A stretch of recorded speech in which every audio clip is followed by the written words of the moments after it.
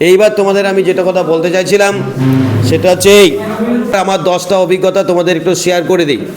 Number 1 অভিজ্ঞতা যেটা দাঁড়াচ্ছে, যে অভিজ্ঞতাগুলো ওরা বলেছে, বাকি যারা আছে অবশ্যই আমাকে ফোন করে অভিজ্ঞতা জানিও কিন্তু, আর যদি না জানাও তাহলে তোমাকে কিন্তু আমি গদ্দার উপাধিতে ভূষিত করব। ওরা আগে এসএলএসটি পার্টি আগে যাবে। রাষ্ট্রভাষা আমাদের রাষ্ট্র দ্বারা স্বীকৃত অফিসিয়াল ভাষা, রাষ্ট্রভাষা না, অফিসিয়াল ভাষা। আমাদের অষ্টম তপশিলে যে 22টি ভাষা আছে প্রত্যেকটাই রাষ্ট্রভাষা। অষ্টম তপশিল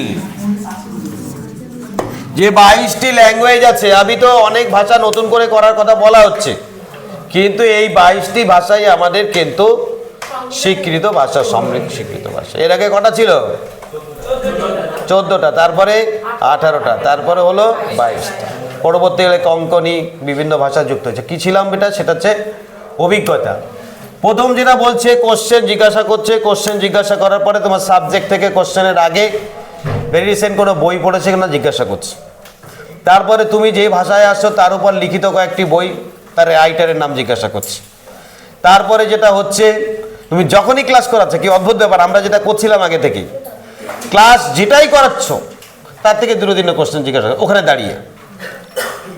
ধরো কেউ যদি মনে করো তুমি কি করে ক্লাস করাবে, সূর্যগ্রহণ, ভেরি গুড, ওকে সঙ্গে সঙ্গে সূর্যগ্রহণ হয়, সূর্য যে আলো দেয়, সূর্য যে আলো দিচ্ছে সেই আলোটা কি পদ্ধতিতে আসছে? বিকিরণ পদ্ধতিতে। আচ্ছা, বিকিরণ পদ্ধতিতে কোনো মাধ্যম দরকার হয়? ভেরি গুড, কোনো মাধ্যম দরকার হয় না। আলো সবচেয়ে কোন মাধ্যমে বেশি চলে? ব্যাস, মামুন তুমি চলে যাও, তুমি এদের কাছে শুনে নিও, এরা একটাও বেঈমান না, সবাই তোমাকে বলবে, ঠিক আছে? আচ্ছা, তাহলে ও একটা উদাহরণ দিলাম। আচ্ছা, এসএলএসটি পার্টি, তুমি বলো তোমরা কি ক্লাস করাবে? যে কোনো একজন দাঁড়াও, এসএলএসটি বাংলা করাবে, তো বাংলা তো করাবে, কিন্তু কোন টপিকটা করাবে? পদ্য করাবে। এই দেখো, ওদের কিন্তু 9-10 জন্য তো তোমার, হ্যাঁ 9-10 জন্য যেটা দাঁড়াচ্ছে, অবশ্যই তোমার 9-এর কয়েকটা কবিতা, কয়েকটা গদ্য, কয়েকটা পদ্য, এগুলো জিজ্ঞাসা করছে কিন্তু। আচ্ছা, 9 বিশেষ করে যদি বাংলা পড়াতে যাও, বাংলা সিলেবাসটা টোটাল রেডি রাখতে হবে, অর্থাৎ কি কি থাকে, যে টপিকটা পড়াচ্ছ সেখান থেকে কিন্তু টপ লেভেলের কিছু কোশ্চেন জিজ্ঞাসা করছে। হলো, এইবার তোমার যেটা বাড়তার সমস্যা আছে সেটা হচ্ছে এই যে তুমি বিভিন্ন জায়গায় মাস মিডিয়া পড়ছো, কিন্তু তোমাকে যখন জিজ্ঞাসা করছে যে তুমি কি তাইলবারে ইউটিউব থেকে এসছো বা এইসব জায়গা থেকে এসছো, তাহলে তোমার জবাবটা অবশ্যই আমি অলরেডি বলেছি, তুমি তোমার জবাব সবসময় নর্মালি দেবে, কোনো কিছুর এগেনস্টে যাবে না। ভিতরে ভিতরে একটা অ্যাগার থাকুক, তোমার অ্যাংজাইটি থাকুক, কিন্তু তুমি বাইরে নর্মালি বেশ আও। কীরকম? যদি তোমাকে হ্যাঁ স্যার সমস্ত জায়গায় প্রিপারেশন কন্টিনিউ করছি, কিন্তু কতটা পাচ্ছি সেটা আপনাদের সঙ্গে আমার উপস্থাপনের মধ্য দিয়ে ক্লিয়ার হবে, ঠিক আছে? যদি আমি ভালো কিছু করতে পারি তাহলে তার ভ্যালুয়েশনটা হলো ব্যাস। আর আরেকটা জিনিস হচ্ছে, সেটা হচ্ছে তোমরা যেটা মনে করছো যে ক্লাস করতে গিয়ে আমাকে মাত্র 1 টাইম দেবে, তাই 1 মিনিট যদি টাইম দেয় তা তাড়াতাড়ি আমি ফটাফট করে তাড়াতাড়ি বলে যাই, বলার দরকার কিন্তু।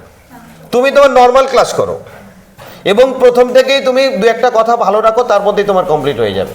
বডি ল্যাঙ্গুয়েজটা, অনেকে কিন্তু বডি ল্যাঙ্গুয়েজে ঠিক মতো হচ্ছে না, কিন্তু প্রথমে খুব বড়সড় হয়ে যাচ্ছে। আর ক্লাস করানোর ক্ষেত্রে যদি কন্টিনিউয়াসলি তুমি যদি লিখে চালাও, বেশি লিখতে যাও না কিন্তু। লেখাটা কিন্তু দেখো, ধরো আমি লিখতে চাইছি খাদ্য কয় প্রকার? 6 প্রকার। খাদ্য 6 প্রকার, খাদ্যের 6টি উপাদান, 1, 2, 3, 4, 5, 6। এইবার তুমি যদি এখানে লিখতে যাও শর্করা, প্রোটিন, ফ্যাট, ওটা লিখতে যাও না, জাস্ট আলোচনা করে যাও। অর্থাৎ তোমার ছোট ছোট লেখা কমপ্লিট করো, বেশি লেখা যেও না। যেমন ধরো যদি কেউ একটা কবিতা বলো, তো কবিতা মুখে বলার পরে তুমি কবিতা বলার পরে অবশ্যই বুঝবে, এবং সেইটা বলার সময় হাতের ল্যাঙ্গুয়েজ অবশ্যই ঠিক রাখতে হবে, বডি ল্যাঙ্গুয়েজ রেডি রাখতে হবে। এবং এইটা বলার সঙ্গে সঙ্গে 1 মিনিটে কি হয় বুঝতেই পারছো, প্রায় 1 মিনিটের মধ্যে কি হয় সেটা বাড়িতে একবার প্র্যাকটিস করে নাও, ঠিক আছে? আর যাদের যখন যেমনভাবে ইন্টারভিউ থাকবে, এরপরে আমরা কি করব, যেমন ধরো ইন্টারভিউ পড়লো ডিসেম্বরের 21 তারিখ থেকে, যাদের পড়বে ওই সপ্তাহে, যারা পড়বে তারা ওই সপ্তাহে শুধু তারাই আসবে রবিবারে, বাকিদের আমি অন্য দিন পাঠাবো। কারণ ওই দিন ওই প্রত্যেকের ওই প্রথম 1.5 মিনিট আমি দেখতে চাইছি, ওই প্রথম 1.5 মিনিটের মধ্যে কার কী প্রবলেম আছে সেটা আমরা জাস্টিফাই করে তারপর পাঠাবো। তাহলে কার কবে ডেট পড়েছে, এই ডেটটা কিন্তু আমাদের খুব ভাইটাল বিষয়, ঠিক আছে? তাহলে তোমাদের যখনই ডেট পড়ে যাবে তখন তোমরা ডেট অনুযায়ী, কেউ যদি লুকিয়ে করতে স্যার যে আমি এদিনও আসবো, তারপরের দিনও আসবো, তারপরের দিন, দরকার নেই কিন্তু। তো অবশ্যই তোমরা তোমার ডেট পড়েছে সেই ডেট অনুযায়ী আমাকে প্রুফ রাখবে। যদি দেখি যে 21 তারিখ থেকে 21-এর পর 28 তারিখ পর্যন্ত এই 20 জনের পড়েছে, ওই দিন আমরা ওই 20 জনকেই ডাকবো। অবশ্যই এটা সিস্টেম এটা মেনটেন করবে। দেখা যাচ্ছে অ্যালফাবেটিক্যালি ফেলতে পারে।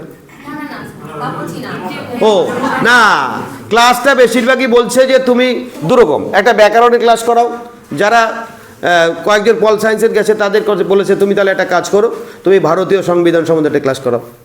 আবার বলছে ঠিক আছে আমারটা 11টা পড়ে দেখাও, কাউকে 12টা পড়ে দেখাও। ওরা এবার কাউকেও বলছে তোমার মতো একটা ক্লাস করে দেখাও। 80% বলছে তোমার মতো একটা ক্লাস করে দেখাও, কারণ ওরা চাইছে ক্লাসটা একটা নমিনাল সিস্টেম, কীভাবে পড়াতে পারবে সেটার উপর ডিপেন্ড। ব্যাস, এইবার আমার দ্বিতীয় যে আলোচনা আছে, দ্বিতীয় পেজটা পরিবেশবিদ্যা।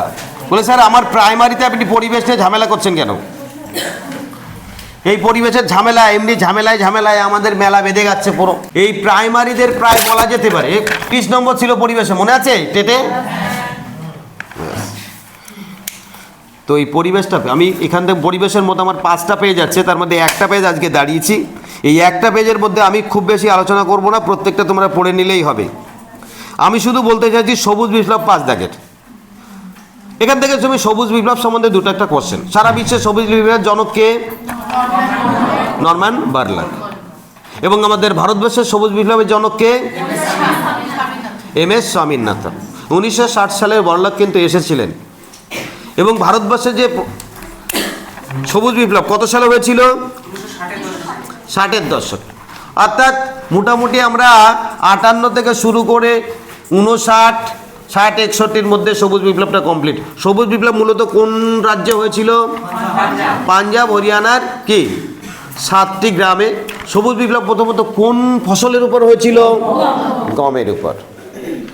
সবুজ বিপ্লবটা কেন দরকার ছিল ভালো করেই বোঝো, যে আমরা যখন স্বাধীনতা লাভ করি তখন আমাদের জনসংখ্যা 35 কোটি। এই 35 কোটি লোক খাবার পেত না। কি অদ্ভুত ব্যাপার, 35 কোটি লোক খাবার পাচ্ছে না, অনাহারে, দুর্ভিক্ষ। আর এখন সংখ্যা কত? 135 থেকে বেরিয়ে প্রায় 140 কোটি। এই মাঝখানের থেকে এই যে 100 কোটি, এ কোথা থেকে আসলো? এই পৃথিবীতে নাকি ধর্ম বলছে আত্মা নাকি ধ্রুবক, তাহলে এই আত্মাগুলো কি প্রেতাত্মা? 100 কোটি লোকের এই আত্মা কোথা থেকে আসলো? তাহলে লোকে যে আজকে খাবার পাচ্ছে, কি খাবার খাচ্ছে এইটুকু, ফেলে দিচ্ছে এতটুকু। বিয়ে বাড়িতে যাও 10খানা খাসির মাংস নাই, 1খানা খেয়ে বলে বাকিগুলো খাবো না। তাহলে কি পরিমাণে খাবার? বলছে ভারতবর্ষের এখন 70% খাবার নষ্ট হয়। আর যে যাক, আমি যেটা যাচ্ছিলাম সেটার মধ্যে যাই, এগুলো জাস্ট তোমাদের একটু বাস্তব জ্ঞানের জন্য আলোচনা বিষয়, তোমরাও জানো। তাহলে সবুজ বিপ্লব সম্বন্ধে কোশ্চেন থাকবে। এরপরে চলে আসো মানব উন্নয়ন, ভেরি ভেরি ইম্পর্টেন্ট। কেন থাকবে? ভেরি রিসেন্ট আমরা জানি। মানব উন্নয়ন মানে কি? HDI, প্রোনাম হিউম্যান ডেভেলপমেন্ট ইন্ডেক্স। কত লিখছি? 1993। ইউএনও কর্তৃক HDI তৈরি হয়। বাকি যা আছে তোমাদের আমি গ্রুপে দিয়ে দিচ্ছি। এই HDI অনুসারে ভারতের অবস্থান কত? আমরা খুব ভালো রেজাল্ট করেছি, 130তম। আগের বার 131 ছিল, 1 কমেছে, 130তম জায়গায় আছে এই মানব উন্নয়ন সূচক। এবার এগুলো কিসের উপর দাঁড়িয়ে হয় তোমাদের? ঠিক আছে, মানবিক উন্নয়ন সূচক, মানবিক দারিদ্র্য সূচক, নারী উন্নয়ন সূচক, নারীদের ক্ষমতার পরিমাণ, এইগুলোর উপর দাঁড়িয়ে আমাদের এই সূচকটা তৈরি হয়। প্রথম 10 জনের মধ্যে কে কে আছে?